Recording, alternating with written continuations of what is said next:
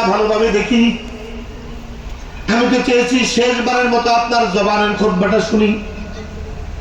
ইয়া রাসূলুল্লাহ, এই মুহূর্তে আমি ঘোড়াতে সওয়ার হব আর কাফেলার সাথে একসাথে হয়ে যাব। ওগো আল্লাহর হাবিব, আমি যুদ্ধ থেকে পলায়ন করার জন্য পিছনে রই নাই।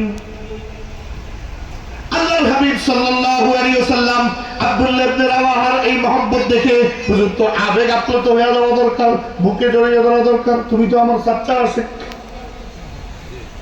হুজুরের গোসা আরো বাড়ছে, রাগ আরো বাড়ছে।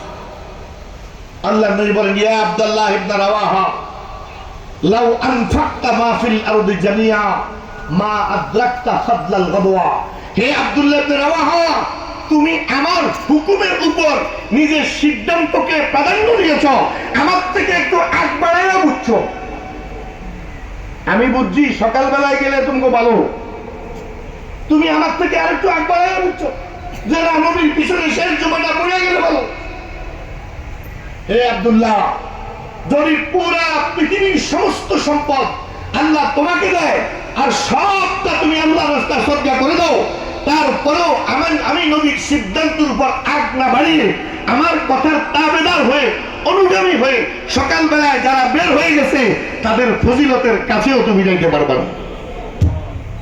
তুমি যদি পুরা দুনিয়ার সব সদকা করে দাও, তাইলে বলেন নবীর সামনে আগ বাড়ানোর মধ্যে কোনো ভালোবাসা আছে? নবীর থেকে আগ বাড়ানোর মধ্যে কোনো এশক আছে? নবীর থেকে আগ বাড়ানোর মধ্যে কোনো লাভ আছে? শুধু বরবাদি, শুধু বরবাদি।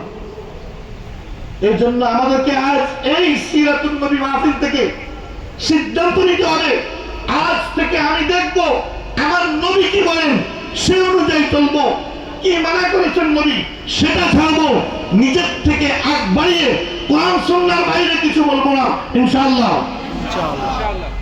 এখন তো আগ বাড়াইতে দুর্গা পূজাতেও পৌঁছে গেছে। কেউ ভাই ঠিক নি কোন? বাস দুর্গা পূজাতেও চলে গেছে।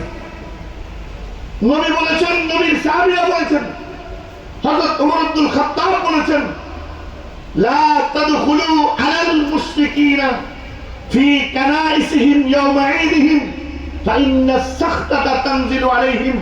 খবরদার, মুশরিকরা যখন তাদের শিরকের উৎসব করে, তাদের ঈদ পালন করে, তারা তাদের দুর্গা পূজা করে, হে মুমিনরা খবরদার তাদের পূজা মণ্ডপে যাও না।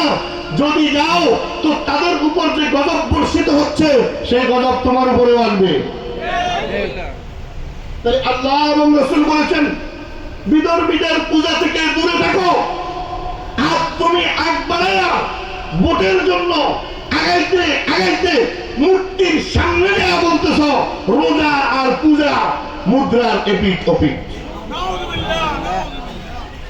আগ বাড়াইতে পুরা জাহান্নামের কিনারে না ভিতরে গেছে কা কোথায় না জানে, তাও তো দেখা যায় না। তবে শব্দ যেটা বলছে এটা ইমানের শব্দ না। আবার আরেক বুজুর্গের তো দেখলাম একদম মূর্তির সামনে দুই হাত জোড় করে এমন ভাবে মন্ত্র জপতেছে, হিন্দুরা আর এসকো থামায় রাখতে না পাইয়া উলুদুনি দেওয়া শুরু করছে। কি জন্য এই কাম করছো? ভোটের জন্য, তাদের সমর্থনের জন্য। এক আলেম ভদ্রলোক আমার খুব কাছের বন্ধু আমার কইতে, যাও ভাই ভোটের লেগে যাওয়ার লাগে। তাই বললাম, ভাই আল্লাহকে সাক্ষী রেখে একটু নিজেকে জিজ্ঞেস করো, এই হিন্দুদের কাছে কি পূজার আগে আর পরে যাওয়ার সুযোগ ছিল না? আবার একটু কথা বলেন না।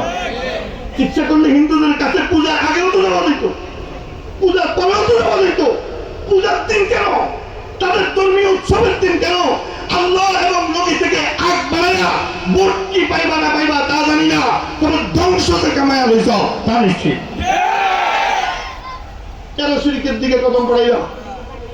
বলেন, আল্লাহকে সাক্ষী রেখে একটু আমার সাথে আওয়াজ দিয়ে বলবেন, কোন জায়গায় কিছু লোক একসাথ হইয়া যদি আপনার স্ত্রীকে ধরে, আপনার মা বাবাকে ধরে ইচ্ছা মতো গালিগালাজ করে, আপনি ওই মজলিসের মধ্যে উপস্থিত হবেন? ঘৃণা করে ওই জায়গায় যাবেন না। আমার বাপের যেখানে গালি দেওয়া হয় আমি সেখানে কেমনে যাই? আমার বাপের সাথে যেখানে বিয়াদবি করা হয় আমি সেখানে কেমনে যাই?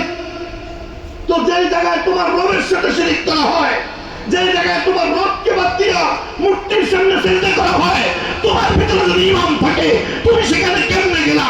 ঘৃণা করে তোমাকে